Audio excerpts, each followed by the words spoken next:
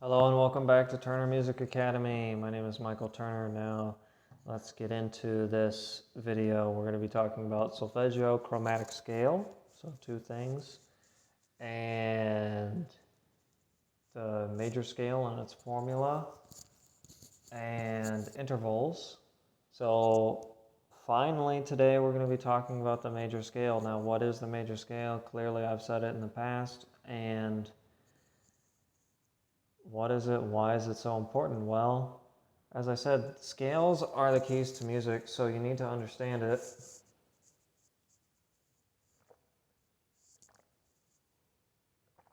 And there will be a formula in this video of how to understand it and where the major scale comes from, which is the chromatic scale. So let's first off talk about solfege or solfeggio. So solfeggio, this is our chromatic scale, the tones in a solfeggio.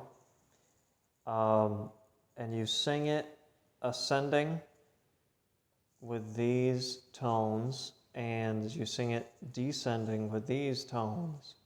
So you would sing this chromatically: do, di, re, mi, fa, fi, sol, si, la, li, ti, do. And then do, ti, te, la, le, so, se, fa, mi, me, re, ra, do. Easy enough. So here is an example. There's a lot of theory on this page and information. Here is an example of the chromatic scale from A, and we have our 7 notes that I talked about that are in C major and also A minor. Well, actually not really, but anyways, they're in C major. And the reason these notes here don't have any sharps or flats, but we have then 5 enharmonic equivalents: A sharp and B flat, C sharp and D flat, D sharp and E flat, F sharp and G flat, and G sharp and A flat. And then as you can see, I've written the solfeggio on top and on bottom there. So we get our major scale from, like I said, the chromatic scale, and there's a formula. And just ignore this, I'm going to talk about minor scales in the next video. So our major scale pattern is whole WWH, WWWH, and what that means is whole step, half step, whole step, whole step, whole step, half step. So a whole step in music is 2 spaces. A half step is 1 space. So if we were in C major, let's just go ahead. So from our chromatic scale, we're going to start at C, and then we're going to go up this increment of space, which is a whole step, and this would be D. And I've shown you in the past, this example in treble clef and in bass clef. So anywhere, if we now start at C, we know that in bass clef, this is going to be D. And if we start at middle C here in treble clef, this note here is going to be D. Okay. And again, this note here would be the 24th key on the piano. So here in this example, here's C, now we're in treble clef, now we've gone to D, okay? So the next thing is, now we plug in another whole step, so we go from D to E. So we know now that this note here, and you should know the names of the notes because I've taught them already and whatnot. This is E, okay? And so on and so forth. And then we have a half step to F, okay? A whole step to G, a whole step to A whole step to B, and then a half step back to C, which is the octave. Okay, so there are 7, and this formula is true for any major scale. Okay, it could be, it's true for C major. You can do a C sharp major scale. You can do a D major scale, D sharp major scale, which we're not going to talk about these. I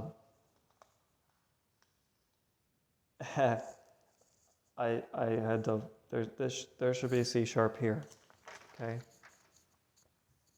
And if we look at our circle of fifths,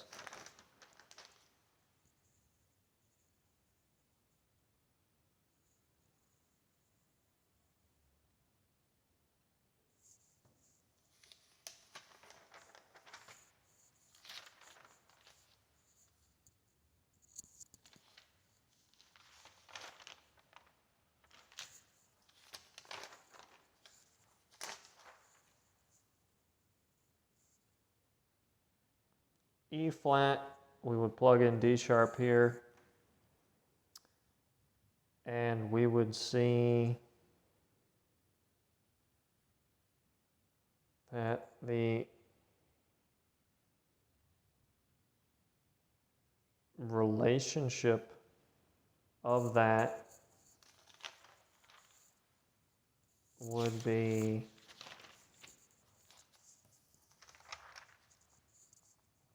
D sharp, a whole step, to F, another whole step to G, a half step to G sharp. So you can see that in theory this would be a very complex scale, because from our F major scale here, we have a B flat, which I'm going to talk about in just a minute. But let's ground ourselves back to C major. So C major has no sharps or flats in it. D major, we know, has two sharps in it. Okay? And D sharp major is a very theoretical scale anyways, like I was saying. But all of these tones, all of these intervals, that's what they're called, as intervals. So there's 7 of them, and then the 8th or octave next tonic. So we start anywhere on the chromatic scale, and chroma in Latin means color, and there are 12 tones, like I said, just like there are 12 colors on the color wheel. And what you do is this one here will be the second, this whole step here will give you the third, half step will give you the fourth, this whole step will give you the fifth, this whole step will give you the sixth, this whole step will give you the seventh, and like I said, this half step will give you the eighth. And the names of them are the tonic for the first, supertonic for the second, the mediant for the third, the subdominant for the fourth, the dominant for the fifth, the submediant for the sixth, and the seventh will be called the leading. And then that will lead you into your tonic or octave. Okay? So the supertonic means the super is Latin for above or after. The mediant is in the middle of the tonic and the dominant. So let's look at C major. The E would be our mediant, and G would be our dominant, or the fifth. And we see that the mediant is 2 notes from C and 2 notes away from G. So then we have the subdominant, which is the same distance below the tonic as the dominant is above it. So if I look at this example here, C major, the subdominant is F and the dominant, like I said, is G. So any one of these examples, this one, to find, since I did go all the way up an octave here, so we would count back, let's find the dominant or the fifth note, and we know that this is the C major scale. So we're going to go 1, 2, 3, 4, which would give us the fifth note from the first. And here is G, or our dominant. And that was 4 spaces away from the tonic.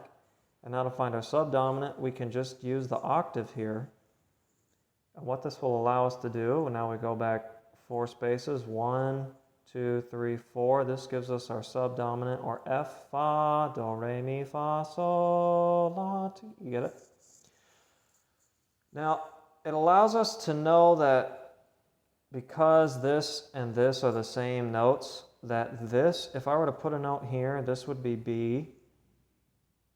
And then the next note, if I put a note beneath it, it would be A. And same. Here would be a little different. Here would be D. And then the next note would be E. And we know that because of this example here. So you see how it goes on and on and on in cycles in the octaves. So from C, now we would have B, A, G, getting into bass clef, F, E, D, C, B, A, G, and again F, right? But if we go up from middle C, and we have D, E, F, G, A, B, C, D, E, F, okay? And that's how many piano musicians work. That's how I think when I sit down at a piano. So let's, you can use this for honestly, any of the scale examples that I used previously. So you see here we're in the key of F major, and the reason why this is F major, and we talked about the circle of fifths, and F has 1 flat. Now why F has 1 flat is because in theory, when we use a major scale formula, the major scale formula, let's start at F, let's plug it in. Whole, G, whole, A, half. We now are at an enharmonic equivalent, and you already know the key of F major has 1 flat in it, so it would make sense to you musically to write B flat, but it also makes sense because whenever you write a scale, you want to make sure that that there is a space on every line, whatever it is, in whatever clef.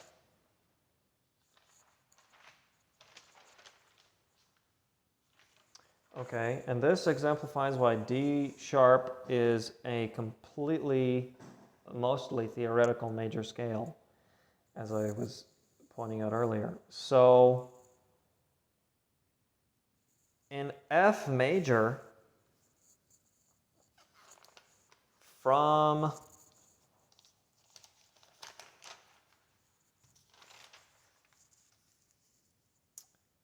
our mediant to our subdominant, we now have a flat,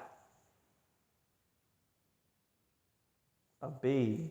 We've gone from A to now B flat because of where it lands.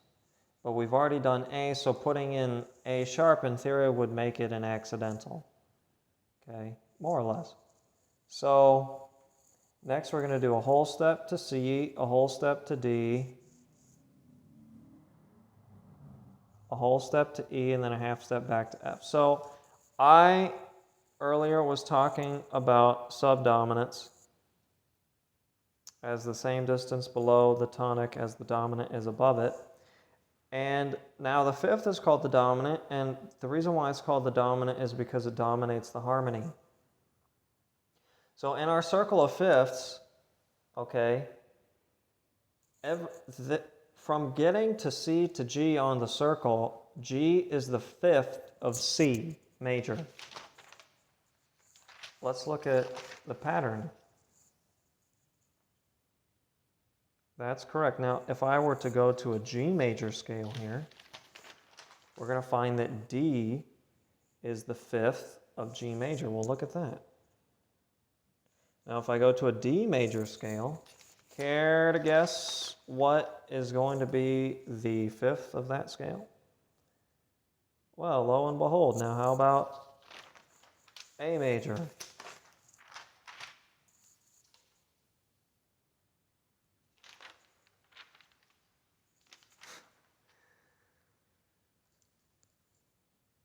Well, how about that?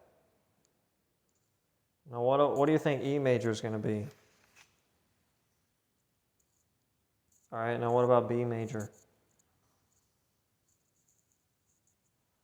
Oh, you get the idea? So you can see how, again, in theory, how all this, there's meshes and webs and weaves, it all weaves together. So the submediant is the sixth, and the reason why it's called the submediant is because it sits the same distance below the tonic as the mediant is above it. So if we were to go back to C major, and we see here that B is the submediant, A is the submediant, and the mediant is E. Wherever I plug that in, okay, whether I look at this example here, excuse me, or this one, this is more of an exercise. This one's fine. So I know, so if I were to pick out this C major scale here and start at C4, but again, I could start at C3, I could put another octave below this, you get the idea. That this would be D, this would be E, and we have our mediant now. And so that's two spaces above the tonic. So two spaces below the tonic would be B and then A. And even though I've transgressed bass clef now,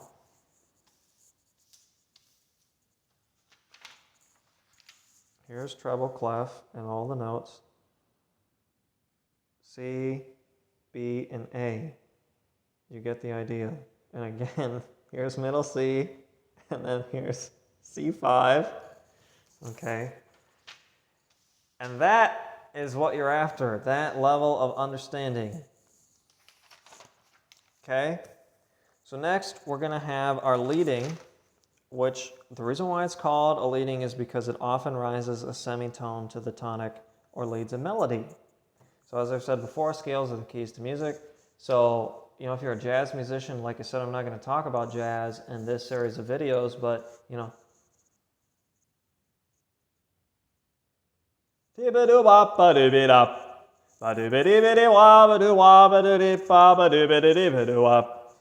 that would be an example of using a leading to conduct a melody. There's so many examples in music of the leading. Sevenths are really important in jazz, if you didn't know that, but again, just for the sake of these videos and this series, we're not going to talk about jazz. And that, for the most part, pretty much covers everything in this video. In the next video, we're going to be talking about minor keys, using the circle of fifths to figure out relative minor key signatures, which I've talked about, and that sort of thing. So I'm going to, just before I leave you, here we have B flat major. And I've written the formula here I've written the scale here from our formula earlier. And you can ignore this because again, this is theory. But here we have B flat, and now we know how to read, right? We don't even have a time signature here, but we know how to read. And now we know the formula. So B flat, C, D, E flat, F, G, A, B flat. And again, I can use the same example. So whether or not, I'm trying to find the dominant or subdominant or submediant or mediant. It doesn't matter. You can use any scale for it.